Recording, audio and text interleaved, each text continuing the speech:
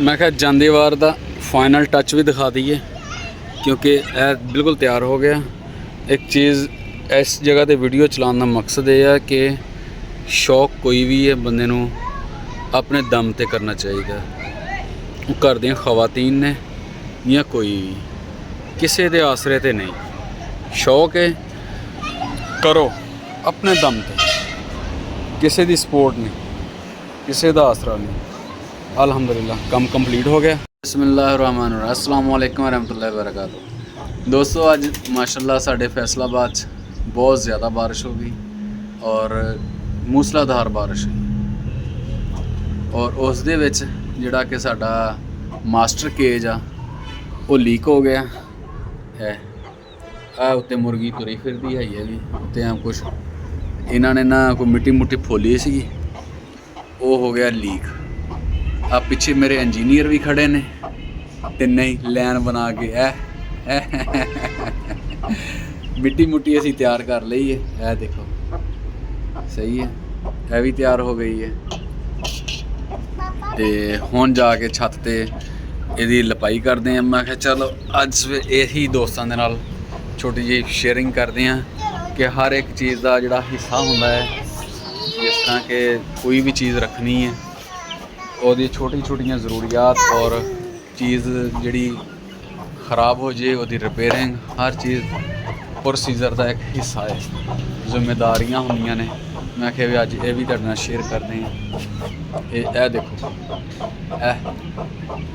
यह सारा हिस्सा जिहड़ा वा यह मिट्टी इत्थों उखड़ गई, ये किते जानवरां चढ़ के फोली हुई सीगी ते ओहदे नाल जिहड़ा लीकेज आ गई। हुण चलदे हैं उत्ते, उत्तों चल के तुहानूं चैक भी कराने हैं। देखो जी आ फिर चढ़े हुए ने उत्ते, नवीं जगह लभ के ते इन्हां ने फोला फाली शुरू की हुई है। देखो जी छापर भी पाड़ता, मिट्टी दे एक पासे रह गई, छापर भी पाड़ता, बस किते नहीं ध्यान किया गया बर वक्त, जिहदे नाल इन्ना इन्हां ने नुकसान किया। नहीं तो एक दो बारी पहले इन्हां नूं देख लिया सीगा, ਉਹਦੇ ਵਿੱਚ ਜਿਹੜਾ कि टाइम सिर ही रिपेयरिंग रुपेयरिंग ला ली, लेकिन इस दफ़ा ਜਿਹੜਾ ਵਾ किते नज़रअंदाज हो गया क्योंकि पिछले दिनों काफ़ी सेहत भी अपसैट रही है। ਉਹਦੇ ਵਿੱਚ फिर चीज़ां ਜਿਹੜੀਆਂ मिसिंग हो ਜਾਂਦੀਆਂ ने, जिस तरह के अनकरीब ही एक मुर्गे के मतलब भी वीडियो लगानी है, वो भी अपसैट हो गया। इस टाइम बाहर नहीं हैगा मास्टर केज के अंदर, तो खुद भी वीडियो के विच शामिल कर लैंदा। हाँ जी बेटा, हाँ जी हाँ जी, उत्ते आना वा, उत्ते तुसी की करना वा हैं, देखना वा ते तुसी हाज दा थल्ले तैयार मिट्टी ते तैयार करो ना। हाँ जी नहीं हाज जिहड़ी कढ़ाई वाली, तो जे तुसी कपड़े लपेट ले तो कुट भी पैनी है। हाँ जी ठीक है दोस्तों, खालिद महमूद ने इजाज़त दो। अज की वीडियो का इत्थे इख्तिताम करते हैं।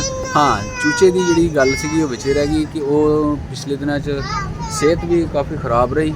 वो एक मुर्गा जोड़ा वा मेरा वो काफ़ी जोड़ा वा अपसैट हो गया, तो वह कुछ थोड़ा जहा देर ना पता लगा। ट्रीटमेंट वह चल रहा वा, मरहलावार इंशाअल्लाह दोस्तों के नाल ज़रूर शेयर किया जाएगा और जो जो चीज़ां भी उहदे नाल होइयां पूरी तफसील नाल डिटेल नाल शेयर करांगा। खालिद महमूद ने इजाज़त दो, मिलने हैं किसी नई वीडियो। अल्लाह ने